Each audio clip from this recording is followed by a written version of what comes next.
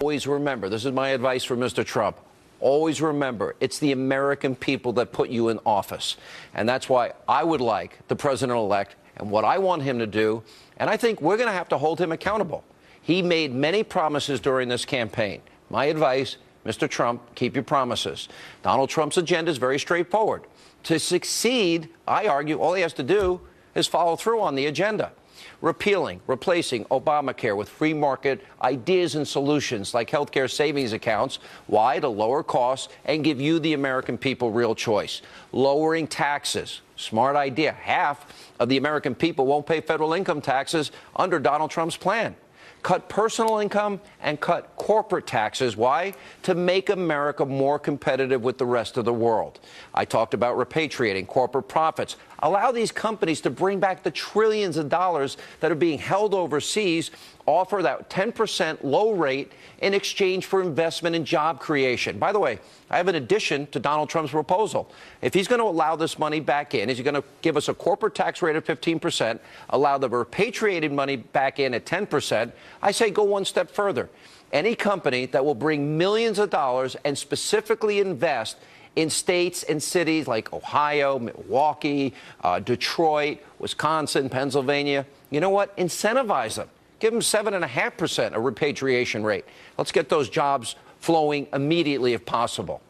Also, Donald Trump promised a border wall, stop illegal immigration, and to stop illegals from driving down the wages and competing for the few jobs that are available.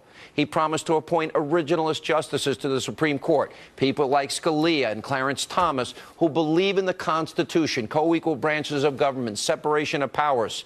He also talked about a New Deal for Black America, fixing our inner cities. I would say President-elect Trump, he needs to enact this New Deal with African Americans to help end crime, create jobs, fight poverty and despair, and give these kids the education they deserve.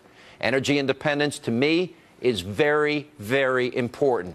Open up drilling and fracking, approve the Keystone XL pipeline, cut regulations on all of these issues. And one of the more important things, drain the swamp, shrink government, slash wasteful government spending, put in term limits for Congress, address our massive national debt, identify our enemies for who they are. Say the words radical Islam, which I know you probably will. We need to start vetting refugees. I support the idea of safe zones, but we got to stop the flow of refugees and migrants from countries, especially those that have radical views that are the antithesis of our constitutional values. One of the more important things that doesn't get a lot of discussion, send education back to the states. End Common Core, top down, federal government regulated education. Let local communities, towns and cities and states decide. Now, I would start with the inner cities first. Why? We have abandoned and hurt minority Americans. They have been disproportionately impacted more than anybody else, especially with the bad educational system.